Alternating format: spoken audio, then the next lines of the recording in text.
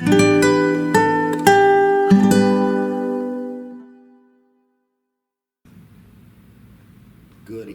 evening. Is it good evening? It would be good evening for our 7 o'clock broadcast. So yes, it is good evening, though it's kind of hard to tell as we're going into summer and we're still seeing light outside at rather late hours. But it is the evening, and it is June the 5th, 2024, and we are technically not summer, but I think of June as summer even before the summer solstice actually. Yeah, it's summer. It's summer. It's just not, technically it starts, the 21st or whatever. Yeah. Well, thank you for coming. We are New Covenant Church of the Apostles. This is our Wednesday Word. Today we are back in your book, Mystery Babylon Rising. Yes. And the chapter is the concentration of power, or as I have it in the book, the concentration of the balance of power. And in the chapter, I go over a number of stats that were current in 2013. Some of them are going to be a little dated today, but I'm going to share them as I have them in the book. So with that in mind, but before I go to the next slide, we should probably do our usual endorsements. We should, yes. So thank you for watching. Please like, share, and subscribe. Leave a comment below. If you have a prayer request, you can leave it in the comment section. We will be elated to pray for you and to pray with you. I do not have the unofficial product of the day. I think I already threw it in the trash. Okay. I guess mine is a McCoke from McDonald's. McDonald's? Yes. When your health is no longer important to you, McDonald's. Well, my quit would have been had I opened my mouth about, because Ronald McDonald has killed more people than the Joker, but probably so. It's come out that this has nothing to do with the topic, but seed oils are horribly toxic. And of course, I'm sure y'all remember, might have been 15, 20, well, it was at least 20 years ago. There was this big hubbub about the oils that were being used in the fryers and restaurants, and they switched away from the oils that had been used into these seed oils. And it's been found recently that this specific toxin, there's as much toxins in one regular order of French fries at McDonald's, or really any of those burger places, that is equal to that of 25 cigarettes. wow. Now I wonder why I don't get French fries very often. Don't stop eating French fries or anything that's fried in those fryers. I guess no more McChickens. Ideally, just stop eating fast food. Yeah. It would behoove all of us, and look, I don't know that I can, but it would behoove all of us. We would just start eating real food. Yeah, I've said this before, maybe on the broadcast, but I've definitely said it in person about my dad's diet.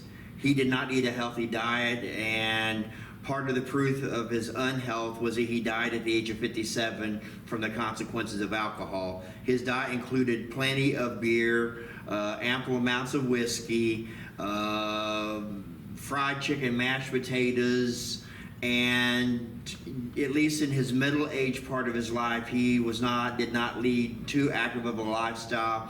Every so often he might go hunting, though by the time I came around, he had largely quit that. He worked in an office, but he never weighed more than 180 pounds. In eating a very unhealthy diet, just whatever he wanted to eat. I don't know that I could keep that weight eating tofu. I'd have to practically starve myself to maintain the weight. And of course, the difference is that while he may have ate very unhealthy things like fried chicken and mashed potatoes, the fried chicken was real chicken. Right. The mashed potatoes was real potatoes that were boiled, mashed. You mix milk and butter. Now you have potato flakes that have margarine, which is a couple molecules different from plastic. Yeah, margarine is awful. I just knew, just thinking logically, when I was a kid, back in the 80s, when I learned about that margarine was a thing versus butter, and I was like, no, butter is natural. Like, margarine has to be bad for you. Butter has to be better for you. Well, that's what my child logic came up with, and it turns out I was right. In like 86 or whatever, when I was having that conversation with my grandpa, and he was like, "Oh, you don't know what you're talking about, Christopher." Well, I mean, Yeah. And of course, we could sidetrack our conversation to talk about how foods tilt the testosterone estrogen complexion. That explains things from men being middle-aged men being more overweight than their fathers, having less energy than their fathers, being less robust in other areas than their fathers, and the young man growing up thinking that they're a girl or not sure what they are because their chemicals are out of balance. And I think that's all part of this system, but today we want to focus on the concentration of power. just one last thing on food, just advice: if you eat single ingredient items, a vegetable, meat, Yeah. fruit, rather than definitely not processed foods, and don't eat foods that are really high in carbohydrates, because those are not as good for you as they once told us it was. Yeah. We're now finding out that meat diet was actually not as unhealthy as what we were told. Yeah. Types of power, and we're going to begin the discussion of the concentration of power on talking about three types of societies. Now, there's many different ways to group societies, but this threefold outline here is grouping societies, how they fit in, how well power is distributed or how well it is centralized. And of course, one kind that we're familiar with is what we would call totalitarian government, and that's where the government micromanages everything. The first regimes that come to mind might be like China.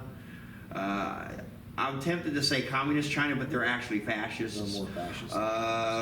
Fascist Italy, Nazi Germany, the Soviet Union. But we're going to see that totalitarian governments can come in benevolent wrappers, but still have that same centralized control, micromanagement of everything.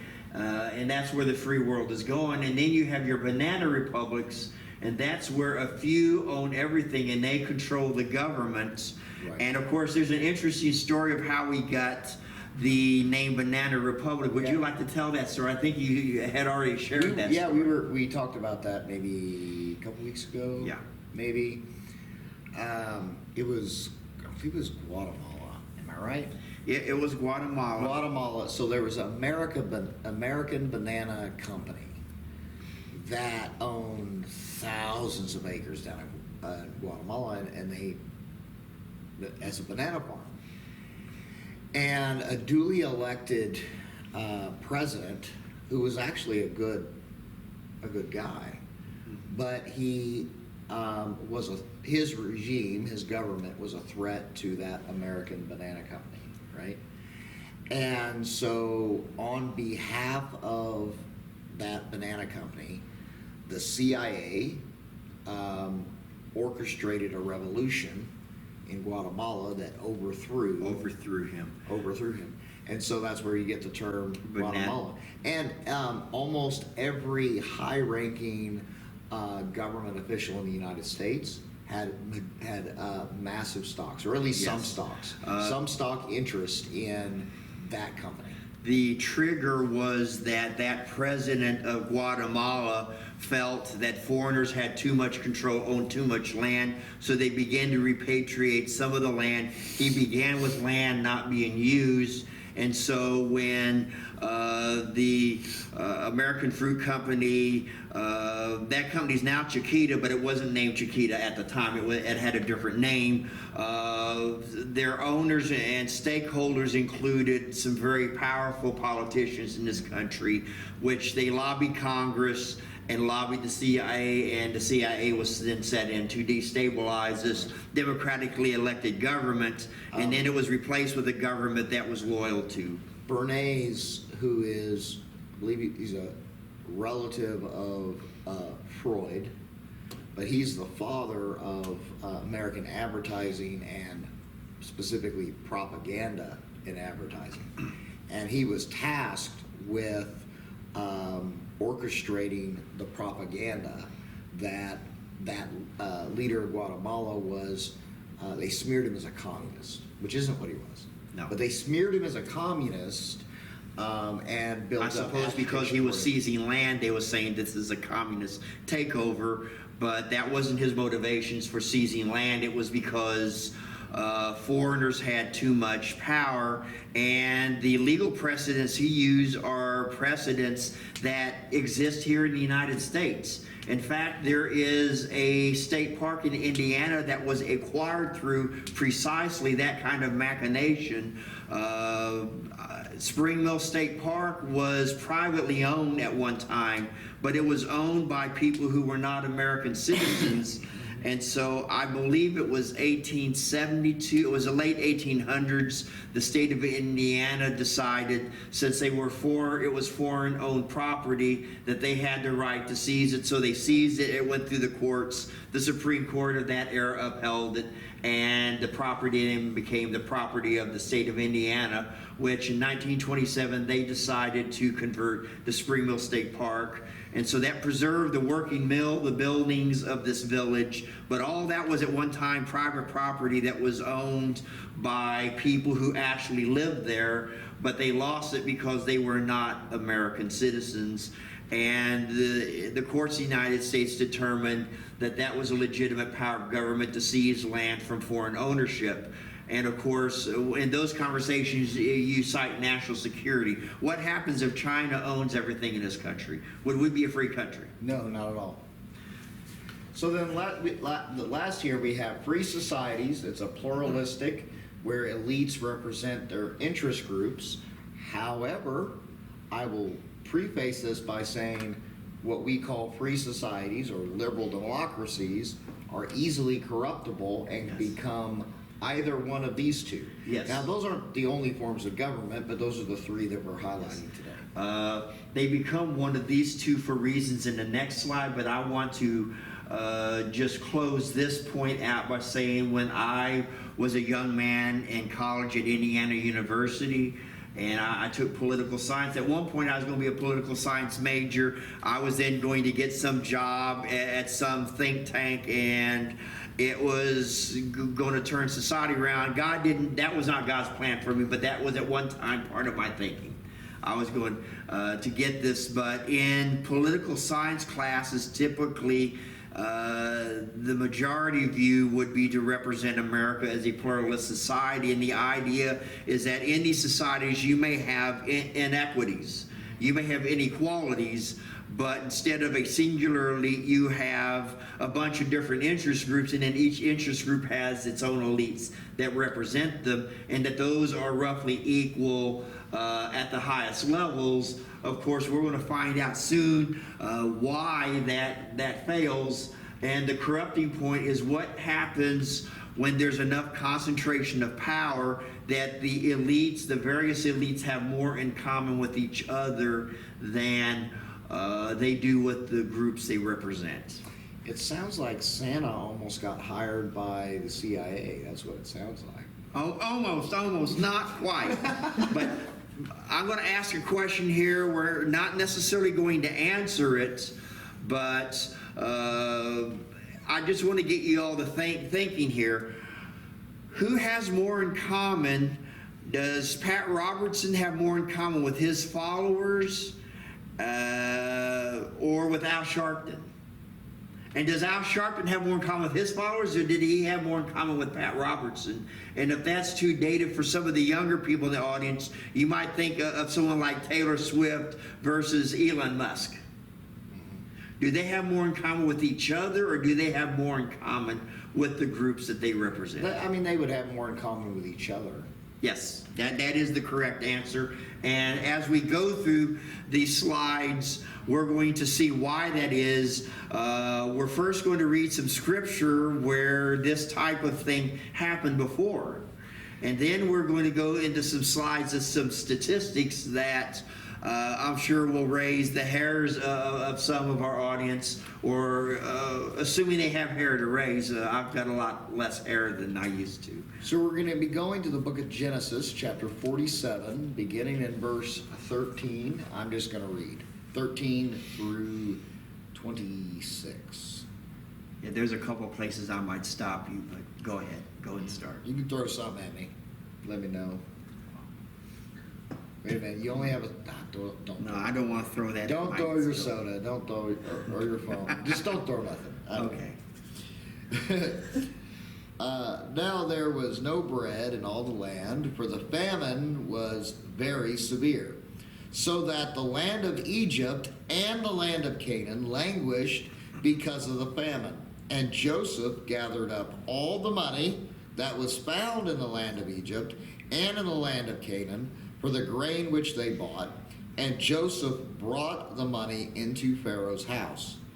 So when the money failed, take note, so when the money failed in the land of Egypt and in the land of Canaan, all the Egyptians came to Joseph and said, "Give us bread, for why should we die in your presence?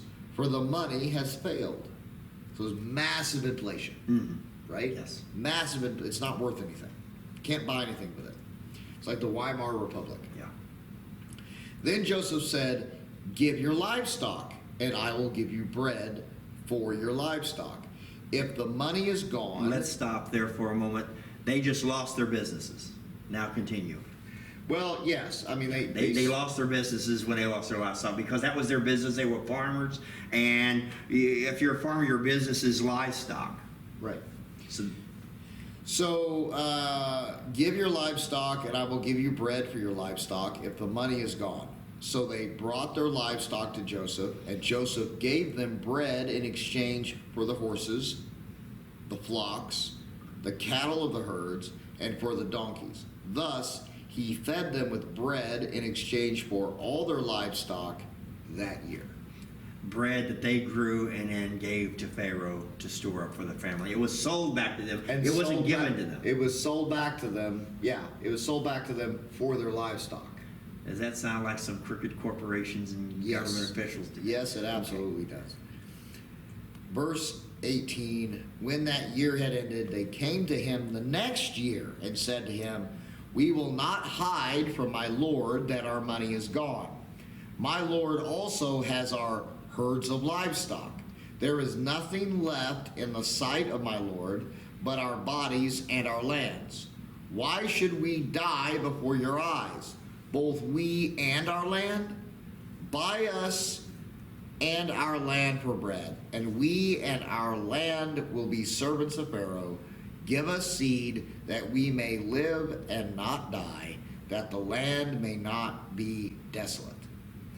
Then Joseph bought all the land of Egypt, pay attention here, bought all the land of Egypt for Pharaoh. For every man of the Egyptians sold his field because the famine was severe upon them. So the land became Pharaoh's. Okay, let's stop there. They just lost their they lost their houses and they've lost their freedom. So at this point, the Egyptians are slaves. They are. But see, it says that they sold themselves and their land. So all of their wealth is gone, and now their land and their bodies. So now all of Egypt is enslaved to Pharaoh. With a few caveats that I think we go forward here. We'll see here in a minute. There's a few notable exceptions to that, but yes, generally they were now slaves of Pharaoh. Now we're going to see something happen in Egypt that's being promoted today as a boom, but it's really a bust. So go ahead and verse 21. Verse 21. And as for the people, he moved them into the cities from one end of the borders of Egypt to the other. Okay, let's stop there. Does that sound familiar? Does that sound 15 like the 15-minute cities? 15 minutes. They had their version of 15-minute cities. And we're going to see here a little later, there are companies at work that are scheming to herd everyone into the 15-minute cities. Mm-hmm. So continue on. And this is our nuance here in verse 22. Only the land of the priests he did not buy, for the priests had rations allotted to them by Pharaoh, and they ate their rations which Pharaoh gave them. Therefore, they did not sell their lands. Okay, let's stop there for a moment. We know that the priests didn't sell their lands. Now, the text doesn't say, but I think we can make a very good educated guess that included with the priests would have been government officials and others who were favored by the Pharaoh that was exempted from it because of their privileged relationship to the Pharaoh. They didn't have to sell their land. Sounds like a privileged elite oligarchy. Yes. Nowadays we might refer to as the military-industrial complex, the administrative state, and we all know that there's a class of people for whom the law does not apply. Yes. Which is how we can have one major party candidate for president that's a convicted felon, and the other candidate, the FBI admits openly in a press conference that he is guilty of felonies, but we won't prosecute. Because he's too old and feeble-minded. Yeah. The difference isn't that one is just, the other is not just. The difference is that one is protected by the deep state. One has a privileged relationship to power. The other one is despised by that. And I say this without giving any endorsement to either one. If I had my way, the entire government would go to jail. Just throw them all in jail, replace them with people of more integrity. But I'm saying this here simply to show how there were people then, just like in America, there were people in Egypt that were exempted because they had a privileged relationship to the Pharaoh. And so the Pharaoh said, don't worry about it, I want to give you this bread. And by rights, he should have given the bread away because it was collected through taxation. But he didn't. He didn't. He sold it. So we have a complete consolidation of land and wealth. I mean, this is the very definition of you will own nothing. Yes. Except for the very powerful elite, the Pharaoh and his closest people. That's it.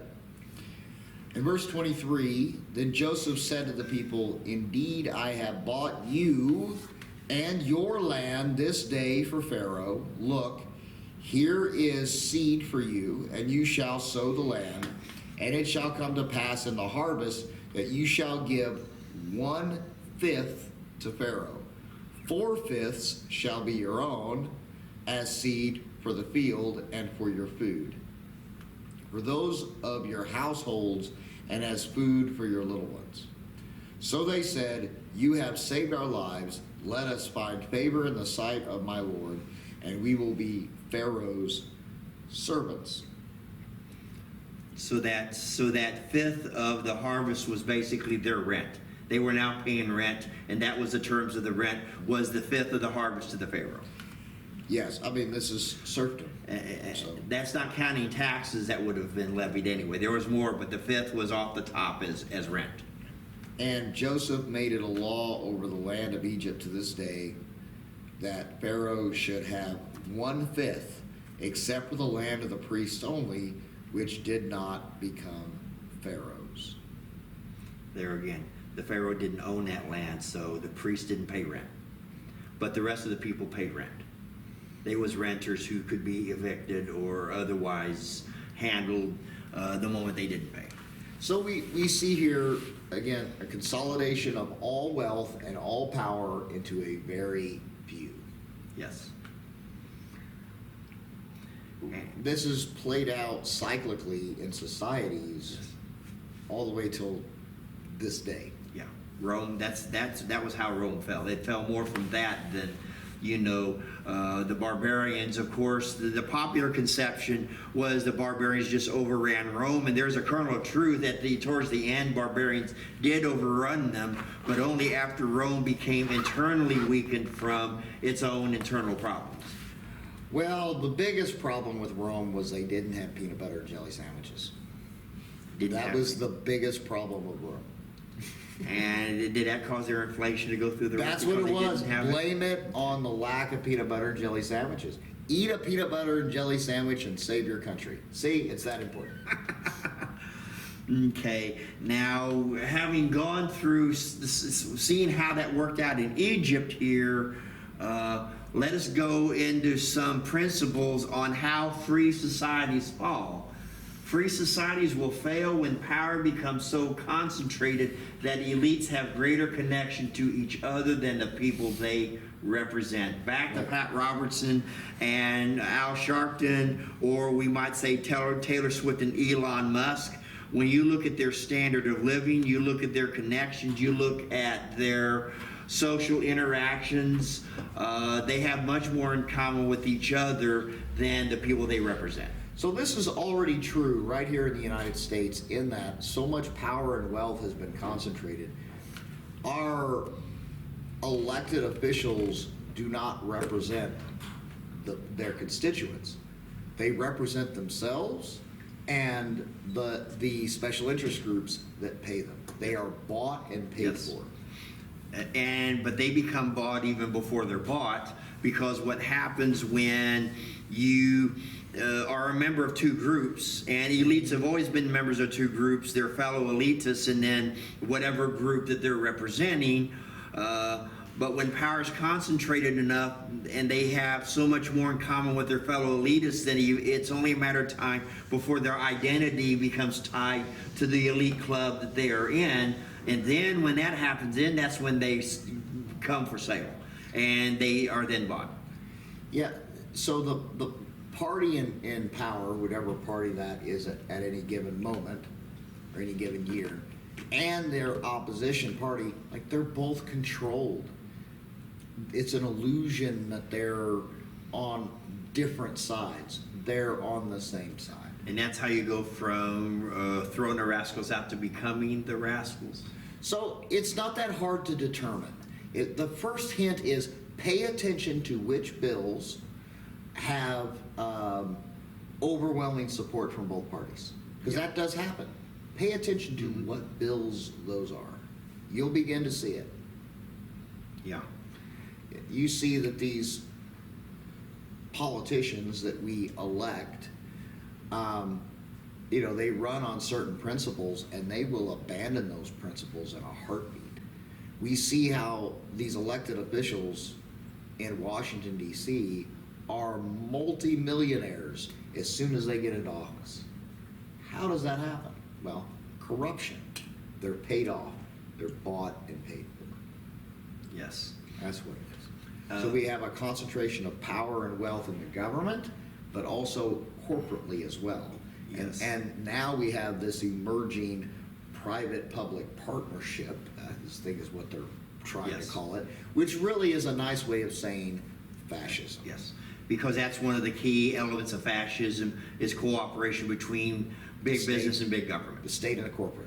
And the nuance between fascism and corporatism lies only in which side wears the pants. Right. In fascism, it's the government that wears the pants. In corporatism, it's the corporation that wears the pants. And to the average individual, there is no practical difference. Yeah, for you and me, it doesn't matter. Is the government tyrannical and with a thumb on all the corporations, or is it the other way around? For us, we couldn't really tell the difference. Yeah. The end of this graph is just some very broad statistics, and then the next several slides that get detailed statistics. Now, I'm going to put a caveat here. These numbers are numbers that were current in 2013 as of the publication of the book. They might be slightly different now. I don't think they're going to be enough different to really change the picture that's being painted. In fact, it may be worse. It's likely going to be far worse. I mean, the number of, for instance, just one example, health insurance companies from 2013 till now has been cut in half, at least, if not more. Like there's far less when it comes to health. And of course, we all know there's the fault of the Affordable Care Act that did that. Yeah. It should have been called the Unaffordable Care Act. That would have been aptly named, yes. Because it arbitrarily upped demand by requiring the purchase of insurance, but put nothing in there to regulate the sudden increase in prices. So what happens when the demand suddenly goes up? Well, you can charge higher prices. So when that first rolled out, I remember, so I get my health care through the VA, right? I had to prove to the government that I had health care from the government so that the government didn't take money from me in their fines, right? Like, wait a minute. Say that again. I had to prove to the government that the government provided my health care. This is that awkward moment you realize how absurd our government has become. This would make a good meme right there. But that was absolutely true. The government didn't go out there to find out who was. You had to prove to them. The burden of proof was on the individual, not. Yeah. Of course, the Supreme Court clipped some of that, so some of that's laid out differently, but not before the damage was done. Well, the mandate and all that is now gone. Yeah. Amen. So there's that, and that pretty much took the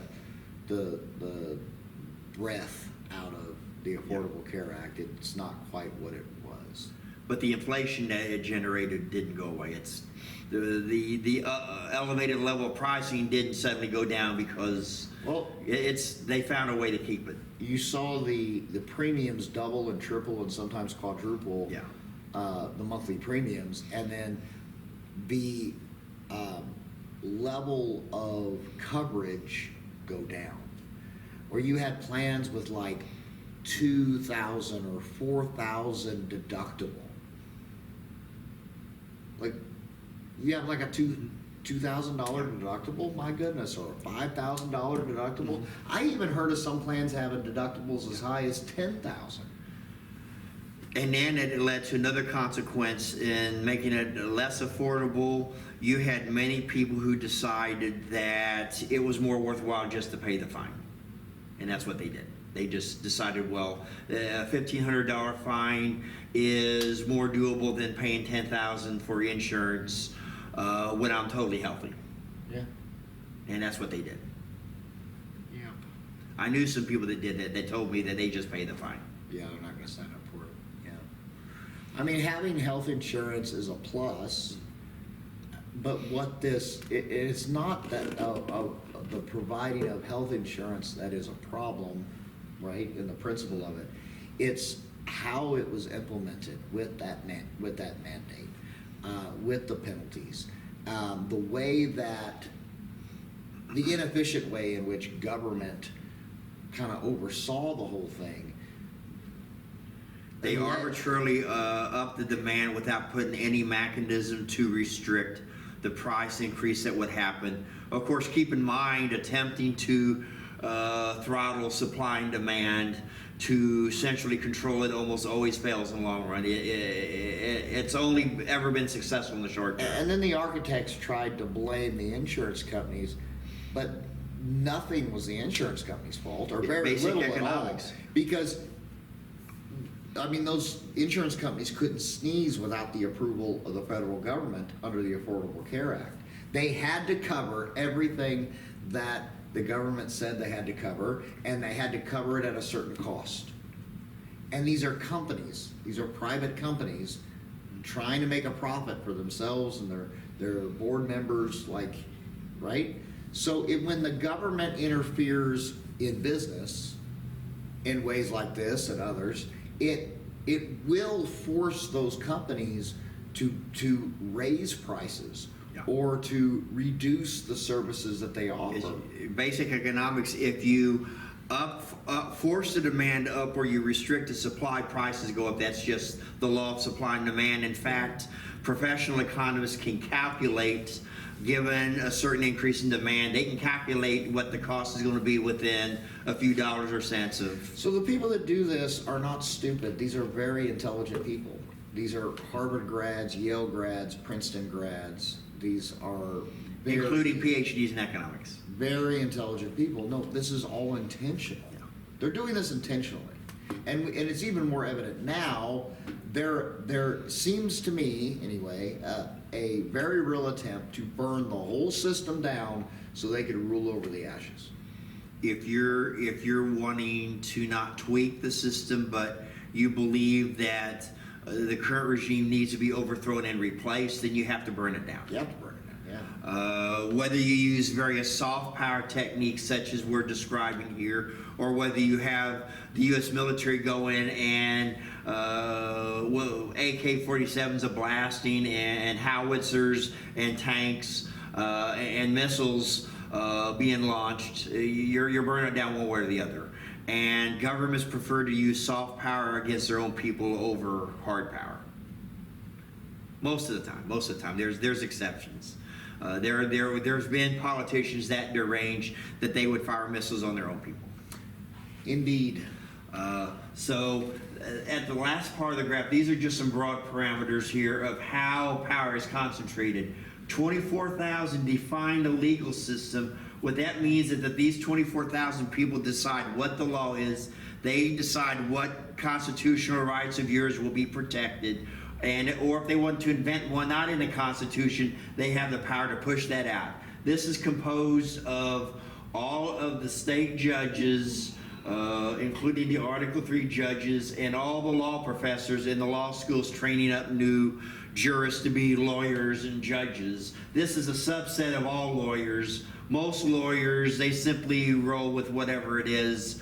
If you hire a lawyer, they're not going to change the legal systems. They're going to tell you this is what it is. This is how you can best win in court. But law professors can change the needle by introducing novel ideas. Right. State judges, Supreme Court justices can introduce innovations in interpreting the law. So that number is 24,000. About 200,000 people define the pop culture. This would include all of your Hollywood studios, not just Hollywood studios. It would even include some of your local theater houses. This is the total number of people that work in the production of movies, music. Most of the 200,000 are local level bands and theater houses. Only a small percentage of that actually moves the needle. And then 50,000 people define the education. These are the public school administrators. Right. About 2 million. Yeah, not the teachers, Okay. the administrators. Yeah, this is the administrators. These are the people that have the ability to change society or to change a part of society. Well, they create curriculums. They establish, what is actually going to be taught, what classes are. They get to offered. decide what the teachers may or may not do in the classroom. Right. And then 2 million people, and this is probably one of the biggest groups among it, run the religious and social services. This ranges from the pastors of churches to social workers. And of that 2 million, a small percentage of that 2 million has the most influence. The 2 million people would include pastors of small churches like ours, but maybe 5% of all pastors run the mega churches, and they're the ones that would move the needle the furthest to shaping society. In the American church today, this is really heartbreaking. In the American church today, only about 5% of professing Christians have a biblical worldview. And less than a third, I believe, of American pastors have a biblical worldview. If you profess to be a Christian and you do not have a biblical worldview, you cannot be a Christian. Yeah. And here's the challenge in the church. You have two heretical systems that have taken over a huge part of the top level space. And if you're trying to build a platform, you're going to either run into the NAR. The NAR controls so much. Even churches that don't want anything to do with the NAR find that some of their music's NAR because that's the music that's popular with people, but it's put out by groups that are controlled by the NAR. And then another huge space is controlled by wokeism and churches going woke. And of course, there's a lot of people outside that space, but a lot of that is the rest of the 2 million who have very small platforms. You know, just your small local churches, or even they may be small enough the entire church meets in someone's house. Speaking of churches, I think there was an update on the whole J.P. Miller. Okay. So there has been boycotts this last weekend. There were boycotts at that church. Okay. They're down to less than 50 people. That includes church leadership. Many of their church leadership has left. I don't see how Solid Rock Church in Myrtle Beach is going to survive this. Not if he's getting money. I mean, his money should be drying up, unless, of course, you had hinted that there was some illegal things. So There is an FBI investigation into illegal activities. If the church doesn't go under, then eventually they're going to figure how is this church staying afloat. And this is how IRS catches people in a lot of stuff. I'm thinking of Superman. I think it was Superman 3. Richard Pryor plays this hacker, and he makes himself a millionaire by hacking all the fractional pennies of every paycheck. And he gets like $85,000 paycheck, and the guy was saying it could be anybody, we'll never find it. And then he comes speeding in a Lamborghini or Rolls Royce or something he couldn't possibly afford. And of course, you know, he gave himself away. Wasn't that, the movie Office Space was built off of that.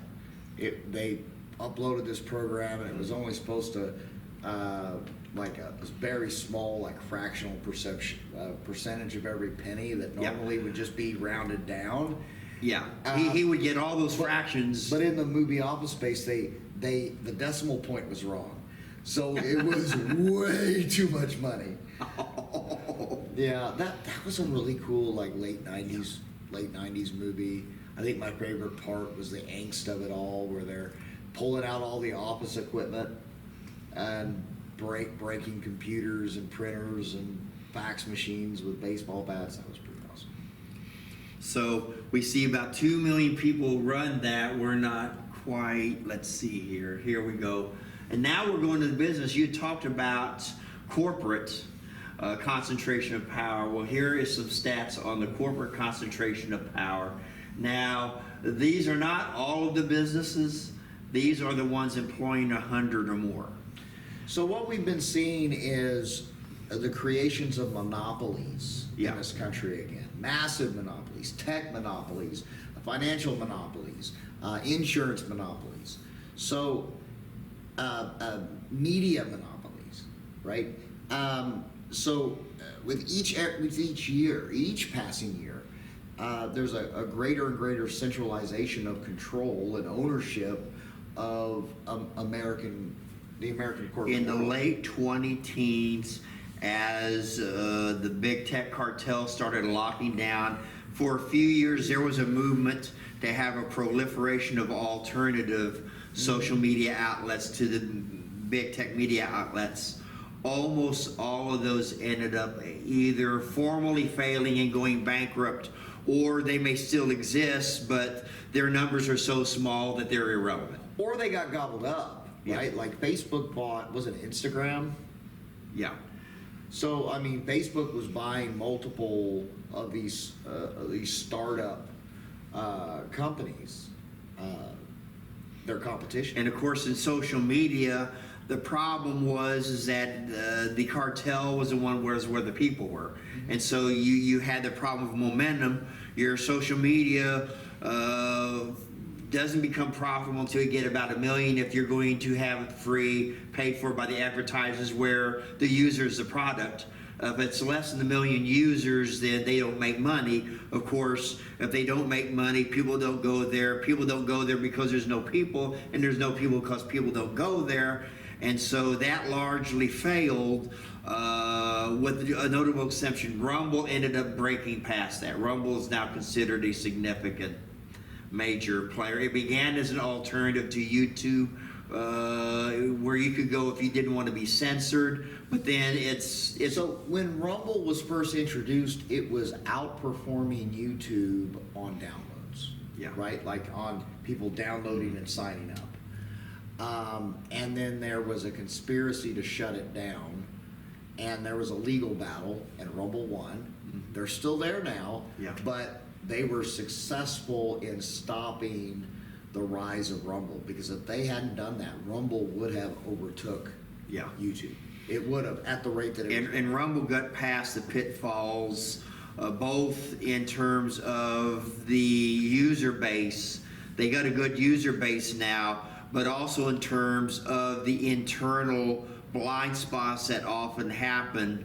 And this is what killed Parler, because Parler became so tied in this anti-mindset, it couldn't outgrow the anti-mindset. It ended up getting completely shut down. They may have reopened, but they never got to where they were. All right. So the grand total is about 4 million people, or 1.3% of the population. The 1%. The 1%. The 2% of all businesses do 15, halves 57. So that's where they get the 1%. 1% of the people have their hands on something that can move the needle. 99, and I hate to. So the 1% isn't necessarily an income level, but a power level. It's a power level. And they now that 1%, they may be in the 1% income wise, but you don't have to be. You don't have to be. Right. They're in the 1% power level. And power is what counts. Power. Money's good, but power is what counts. You can be poor and have a lot of power. And you can be rich. Well, if you're rich, you can leverage that to some power simply by purchasing power. But what matters is having power. In this calculus here, 1% have their hands on something, and I hate to have to say it, and of course this is false from a biblical point of view, and from a libertarian point of view, everyone counts. But in terms of when free societies fail, 99% of the people don't count in terms of being able to control society. 99% are stuck with the society that they're in. So the 1%, the 99 are peasants. Yeah. And cogs and disposable. Only they matter. Yeah. Only the 1% matters. And that's where our elites are in America, in my opinion, right now. Yeah, that's... We see the things that they say about normal Americans, how much contempt they have, even for the various groups that they supposedly I'm thinking of a represent. certain bureaucrat in the Obama administration that said that 99% of Americans were idiots. And this publicly went out on his channels, and it was this big deal. That was Holder, wasn't it? It might have been Holder, but is a big name bureaucrat in the Obama administration got into all kinds of trouble for saying that 99% of Americans were idiots. It was either Holder or Emmanuel. I'm not sure. But I think it was Holder. Well, anyway, yeah, the elites, they hate us. And this concentration of power is what allows the harlot system to control and manipulate people. So we're not throwing, none of this is, are we, either one of us, giving political support anywhere? No. This should not be misconstrued as a endorsement or in opposition to. We're saying the whole system is corrupt. Yes, this is an analysis of the system, and of course, technically, you and I are actually part of the 1% because we're in the religious workers. Ah. But I don't think we're very high in the 1%, though. I don't think we are, no. I don't think we're very high in the 1%. Technically, we are. I mean, technically, but no. And of the 1.3%, there's probably a smaller percentage of that that has the lion's share of the 1.3%'s influence. I would rather follow Jesus than follow these elites. This is a critique of systemic evil. This is not meant to endorse or condemn anyone or say that these 4 million people are evil. That's not its purpose. The purpose is to show that there's a sufficient concentration of power that a few people can steer the entire ship. Here's some more detailed statistics here. The number of legal architects, this would be, state Supreme Court judges, state court judges, law professors, 45,000. Article 3 federal judges. Now, these are all the sum total of the number of federal judges, 874. So 874 people decide what's constitutional, what isn't, with the law school professors and the state Supreme Court justices right behind them. This is the elite of the elite in the legal system. And that's a big deal because the standing of many of our freedoms or the ability to receive protection from them depends on that 874 deciding whether they're going to follow the Constitution or make up their own code. Total state judges, I think that's a typo there because I don't think there's a 0.6 judge, but around 32,000 people are state judges. Somewhere out there's a 0.6 of a person that's a judge. I mean, no, it technically could be a 0.6 of a person if they're an amputee, maybe. That's a lot, though, 40%. Yeah. You have to be I don't know. The number of law professors, 12,000. Now, they get to move the needle because they're the ones that trained the next generation in the law. And, of course, long before the Supreme Court decided to do a bunch of novel things back in the 60s, they were in law school in the 30s being tutored by lawyers who subscribed to the Frankfurt School. Right. So the Frankfurt schools in the 30s, it shaped the law schools in the 30s, and then the law professor elite then shaped what these later became. Right. And then, of course, the 500,000 is simply other legal professionals. They're just an attorney like you would retain an attorney for anything. They're at the bottom of that elite stack as far as... the legal system and judicial system in this country, especially the criminal justice, has been horribly corrupted. Yes. Horribly Corrupted and easy to corrupt because a very small number of people think about it. That's not really that many people in a country of 340 million people. But that's what we got. The total number of businesses, now that number was not put in a total, but it's simply for completion. That's how many businesses, 5 million businesses. And then in our next one, this number, however, is significant. The number of businesses employing 100 or more. 99,000 businesses. That's not that many in a country of 340 million. Managers of natural sciences, 43,000. Real estate, 160,000. Social services and religious workers, 1.8 million. Public school administrators, 50,000. Police and sheriff's patrol officers, 633,000. Those are the ones that either will show integrity or decide to throw down toddlers and old ladies because they can. So our law enforcement has been heavily militarized. I've actually been speaking out against it for 25 years. As I've seen it become more and more militarized. And it all actually started in the late 80s, but really in the early 90s. Right now, off the top of my head, I can't remember the name of the act, but it allows for law enforcement agencies to buy surplus military equipment. But that has since evolved into just buying military equipment. not surplus, like direct from the manufacturer. And you have a rural sheriff's deputy wearing better body armor than we had in Afghanistan, right? You have small town police departments with what's called an MRAP. This is a mine-resistant personnel carrier. No one in America, on an official capacity, needs an MRAP. Yeah. We don't have landmines and IEDs on American streets. Well, there's one reason why they did that, and that's because that was a game changer. One thing that protected America's freedom for most of our history prior to what you're describing is the fact that America, until the last maybe 20 or 25 years or so, had never had a police presence that was more powerful than the citizenry.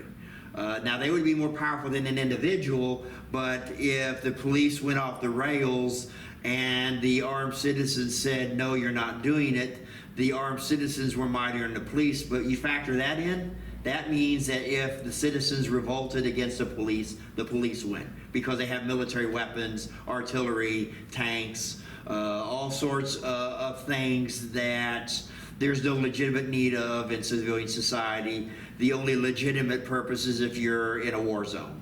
Right. There's no reason for them to have MRAPs or any armored personnel carriers. They don't need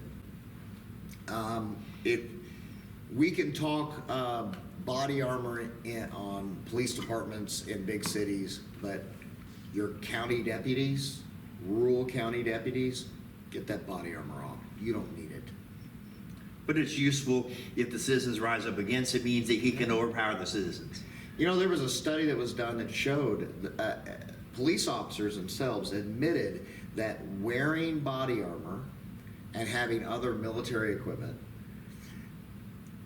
increases their aggressiveness. The reason why militaries are to be banned from doing police work in their own country is because as a soldier, what ends up happening is the people become your enemy. Yeah. Right?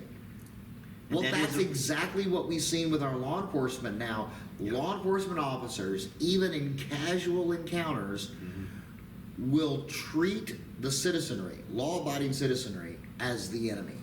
That's the hidden assumption behind Back the Blue.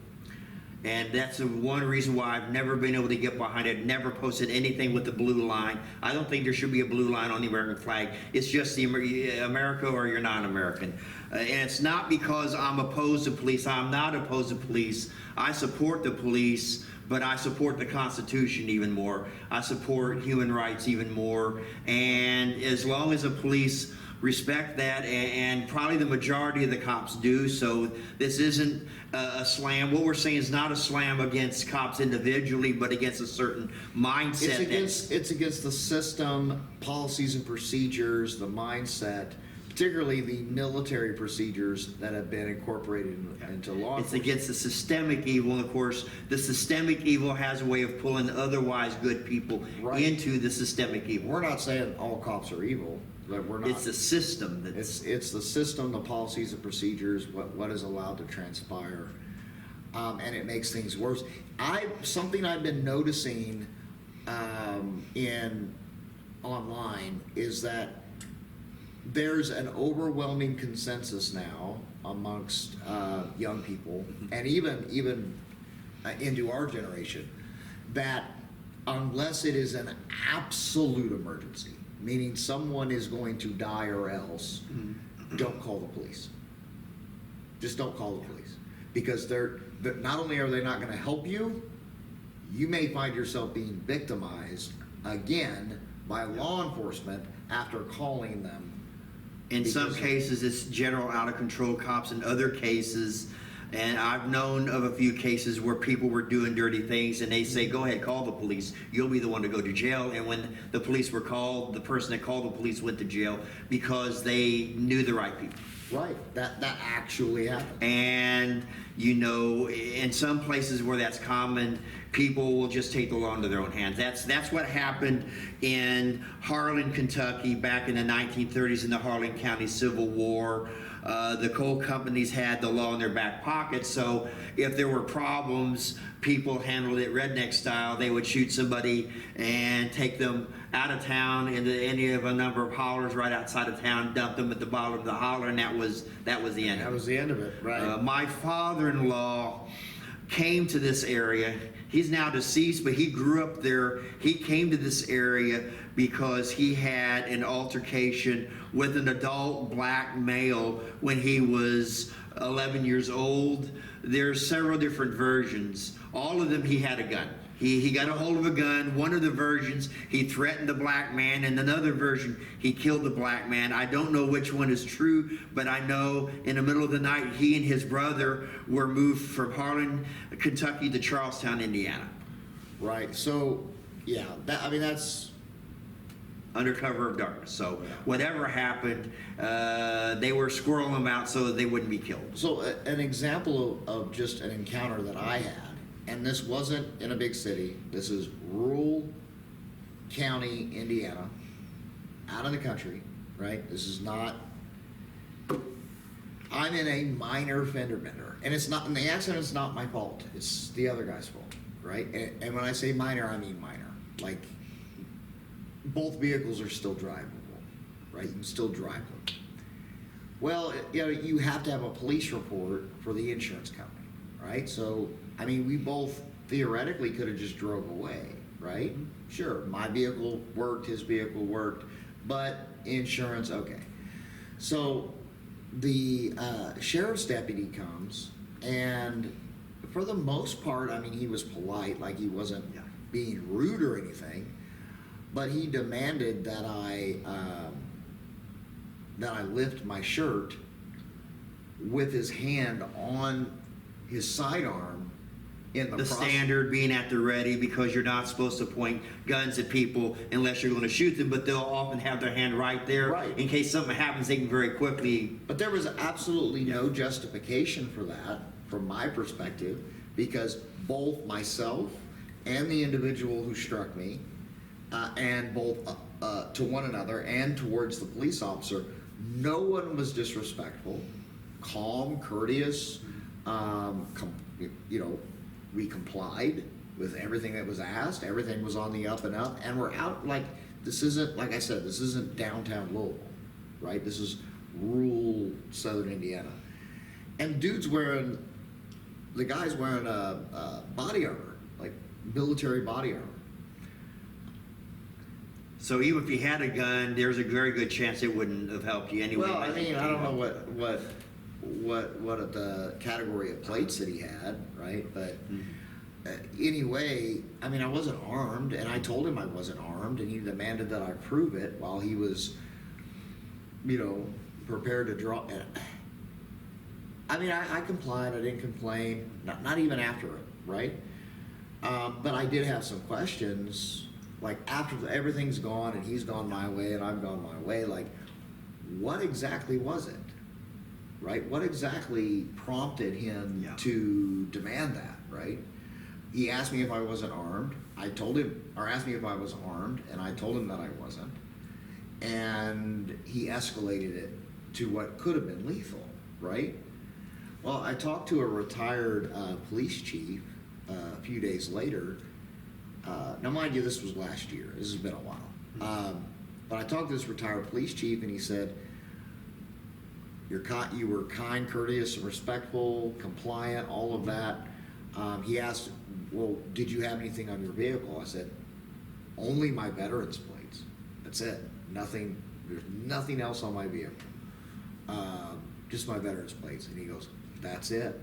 He said, I'm sorry to say it, but just a few years ago, having veterans plates was a benefit, right? It would help you.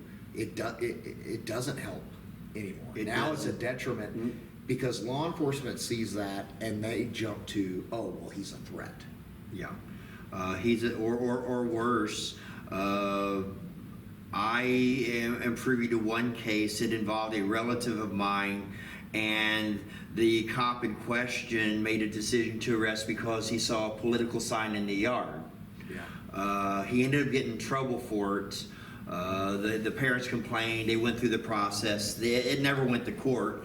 But given what we're seeing with the weaponization of law enforcement, it's really a good idea, unless you have a compelling reason not to wear any kind of political or other signage on your car, because you never know if if you have a car, you got Mullen Lobby or some Second Amendment thing, and you're pulled over by a cop who's way out there in left field, he might or she might escalate it. And they oftentimes, it seems that they no longer train to de-escalate, but instead jump to escalate situations. I mean, I've seen situations that should have been calm, normal procedure, not dangerous at all, and become dangerous because law enforcement escalates. There's been cases where people have died. Right, absolutely. And there was no plausible explanation for why. So the perfect example of law enforcement escalating something into a dangerous category is down in Little Rock, Arkansas, with the guy that was he ran the airport down there, and the ATF raided his house at like 6 o'clock in the morning, right? Why couldn't they have just simply pulled him over on his way to work or apprehended him at work? I mean, now I'm not talking about the legality of whether or not he committed crimes or whether or not he should have been. There was a safer way to do it than to bust down his door at 6 o'clock in the morning and 57 seconds later shoot him dead. Like, David Koresh comes to mind. They had ample opportunity to arrest him because he would leave his compound every day and go on this job. And before they had ample opportunities, and their initial evidence only had grounds to apprehend him, but they didn't do it because they wanted to take out his entire cult, his entire compound. And of course, the rest of the issues they raised up didn't become issues until after they had already the sexual assaults that he was doing of the women and children. Nobody knew anything about it. That wasn't a part of it. But as this thing morphed, then it became a part. And of course, when it went to court, the judges said, no, you can't, they shouldn't have done that. And they ended up they ended up winning on most of the legal counts.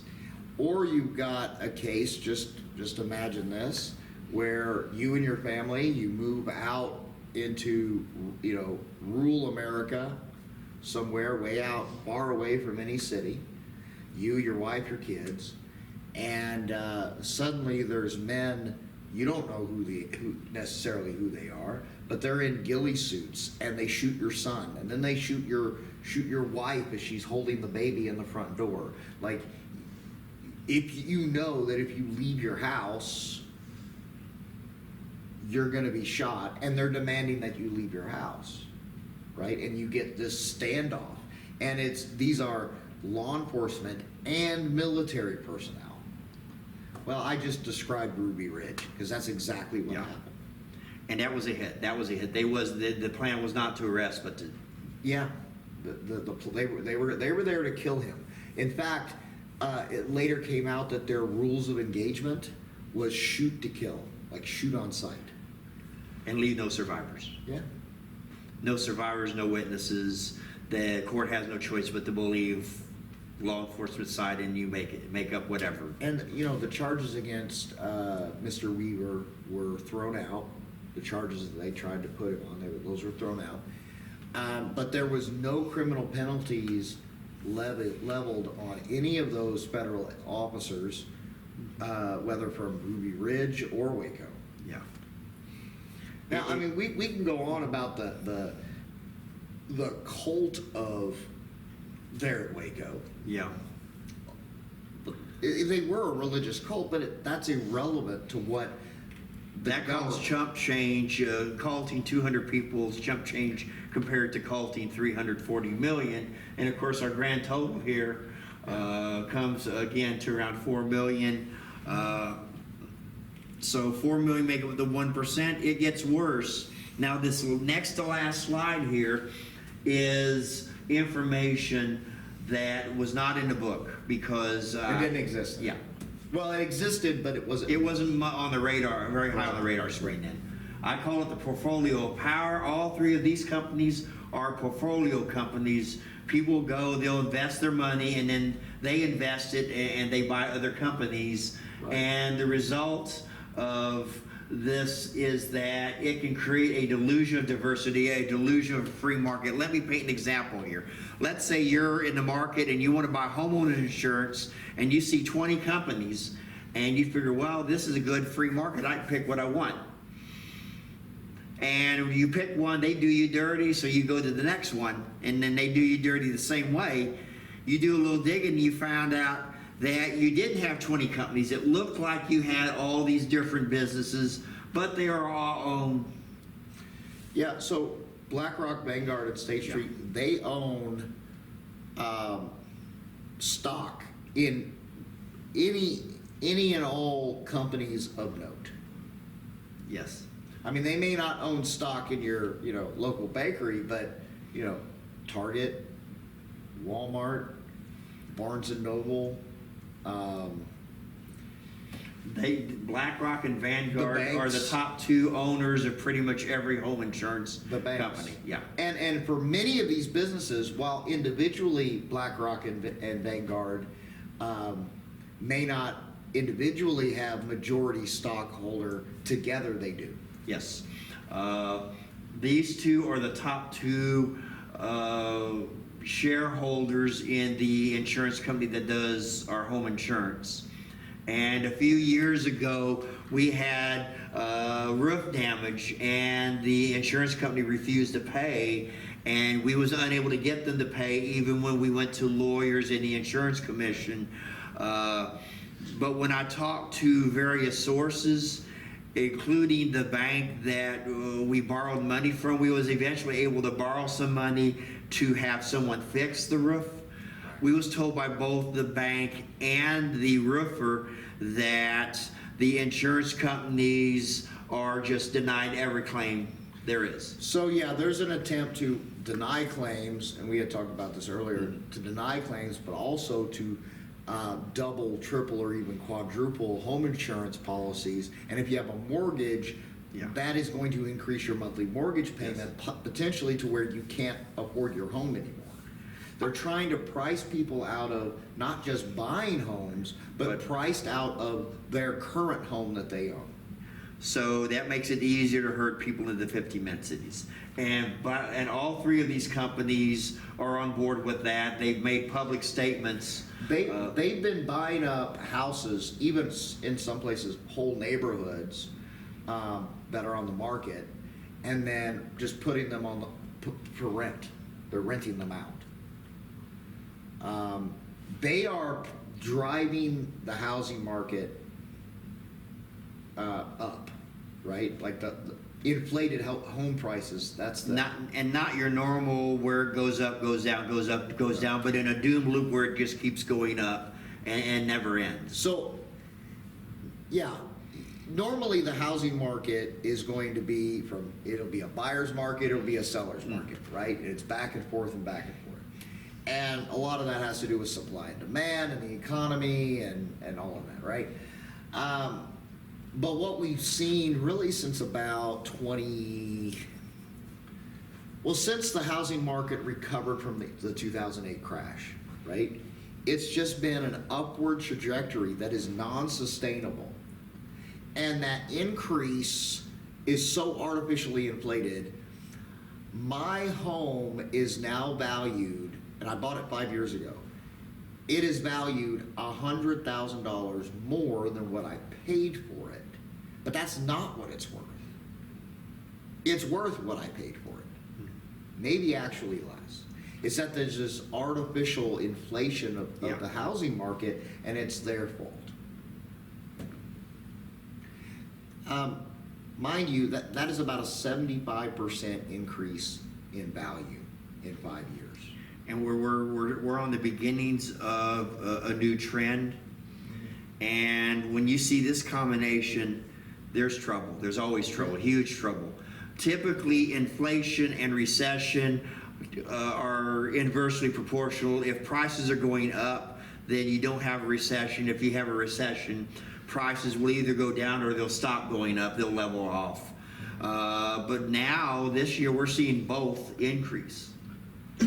Companies are downsizing, and more companies are making people go back to the office. So there's a big crash coming right now in the housing market because, like I said, it's non-sustainable, right? So the housing market is going to crash, but there's, like you were just speaking of, there is a coming economic crash in the corporate world, and I mean, we've already seen the trickle of some companies in the service industry that have filed bankruptcy. Companies that are really struggling that just a few years ago were an American staple, right? But we're going to see this across the board. We're going to see it. And if you think about it logically, anyone, especially anyone old enough to remember, say, the recession of the early 90s, when you have inflation and you have stagnant wages and when people can't afford to buy things like they used to, right? Or they, maybe they even, it's as bad as people are losing their jobs, getting laid off, and can't find another one. Well, then they're not buying goods, and so they're not putting money into the economy, and those companies that create those goods have to lay people off, and it becomes a cycle that can spiral out of control. So if we have a housing crisis where people are forced out of their house, we have another pandemic and more lockdowns at the same time that the economy is contracting, then suddenly you have massive unemployment. Well, it doesn't take long before we become like ancient Egypt, where people basically had to sell their bodies to the government, and they're moved into the 15-minute cities. For that to come to fruition, you don't even need a pandemic and lockdowns. You need the coming crash of the economy, people being completely priced out of being able to buy a home, and those who own homes being priced out of their homes, forced to sell, and these are the only people to buy them. So when you see these people say, I buy houses, they might be working for one of those three. They most likely do. And then on top of that, you have a crash in the economy of the business sector and the corporate world, and mass layoffs and business closures and bankruptcies, and that's all you need to get to what you just described, where you essentially were in a depression, people are homeless and starving, and the elite own everything.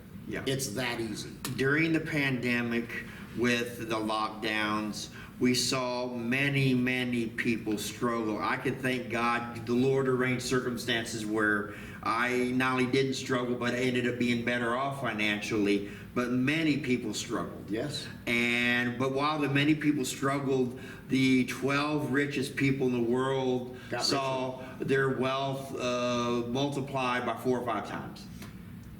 Jeff Bezos. Over $1 trillion of wealth was created out of nothing, seemingly, but it wasn't out of nothing. It was pulled from the middle class. Yes, so what we saw during the pandemic was the largest global transfer of wealth in human history.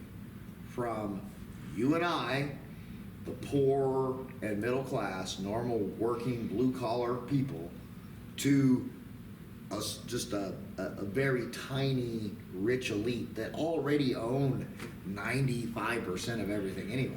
Once you do away with the middle class and you have the rich own everything and the poor own nothing, our freedom is soon to follow. You can't have a free society. You end up with an oligarchy or a monarchy or some type of imperial arrangement where those who have power do whatever they want to do, and if you're in the way, you get mowed down.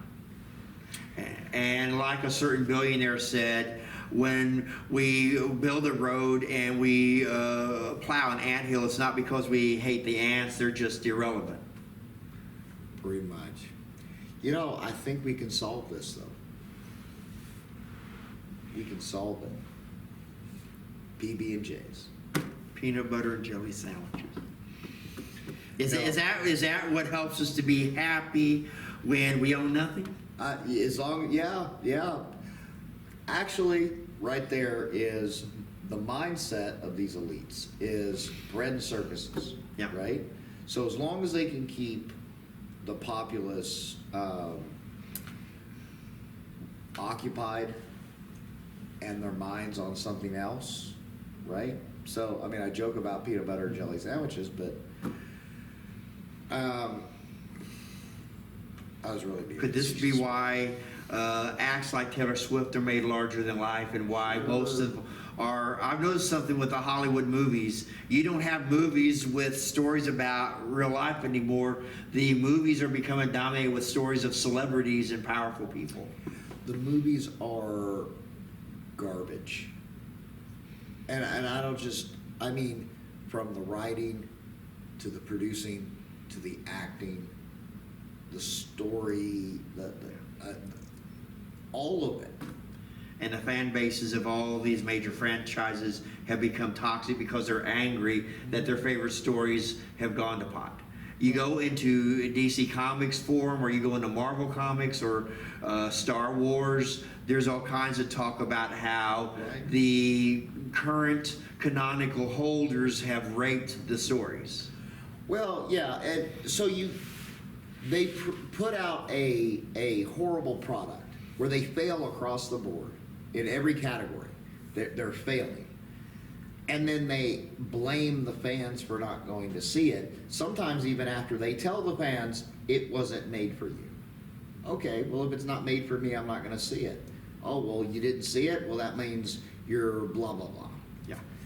And they resort to gaslighting rather than making a better product. Sure. The good news on that front is that the liberation of DC is going to start happening around the year 2038, because in that year, or give or take a few years, Superman becomes public domain. Huh? The early versions of Superman, Really? he was created in 1938, and with the way the copyright laws work, Yeah. some of these characters are going to start becoming public domain. I think Mickey Mouse is going to become public domain in 2026. Oh, yeah, I think I heard about that. So now you won't be able to reproduce Mickey Mouse as he is now, but you could do the original one and then do your own take on that, and it would be public domain. You'd be able to have stories about Mickey Mouse. Starting in 2038, you'll be able to write stories about Superman, and they can't sue you because it's about Superman. You just have to make sure that you don't copy elements that are more recent, that you take the original Superman and you do your own interpretation of that Superman. Then it's public domain. Well, then Tarzan should all the Yeah. Edward. I think it already Rice is. Burroughs, Yeah. Tarzan. I Should think be it part of already is. Yeah. So that might be the best thing to happen to some of these. If they don't bury them first, I think that some of these will plow their story into the ground. They do. So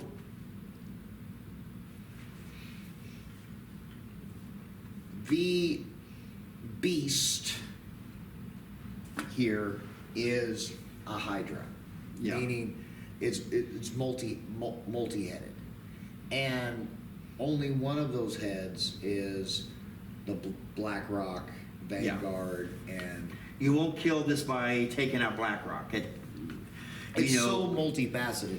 But what we showed here today is how there has been an increasing centralization of power, wealth, and control into a smaller and smaller group of people, to the point where the CEOs of those three companies practically own everything. Yeah. And if they want to push something in the country, that's the way the country will go. And one of the consequences of this is that we can have a great revival happen next Sunday, and 80% of the population gets saved, and it will have zero effect on society outside of the individual behaviors of that. But in terms of the mega picture, I wouldn't say it would have zero effect, but on society, but it would have zero effect politically. Yeah, zero effect politically, Because we zero don't effect. actually, Yeah, we don't actually elect anyone. They're selected. They're allowed. it has zero effect politically. It would have zero effect in the pop culture and the major institutions, because unless you convert the 1% that controls those institutions, they won't change. Well, Now, if you reach the 1%, then if 85% came to a true faith in Christ, 85% of the American population, not just professing Christians, but truly on fire for God, it would absolutely change culture. It just wouldn't change systems. So we could have a civil war between culture and the systems, where the majority of people are utterly opposed to the systems they're living in, and the heads of these systems in the 1% basically flip them a massive burden and say, this is how you're going to live, like it or not. Which means if that happened, then we might not have the delusion of diversity, but we might see an openly oligarchical system. Yeah, I mean, and of course, I don't say that to discourage reaching 80%, because we're called to reach souls. We're called to disciple nations. So that's what we do. The dystopian level of corruption and centralization of power, it really has already happened. Mm-hmm.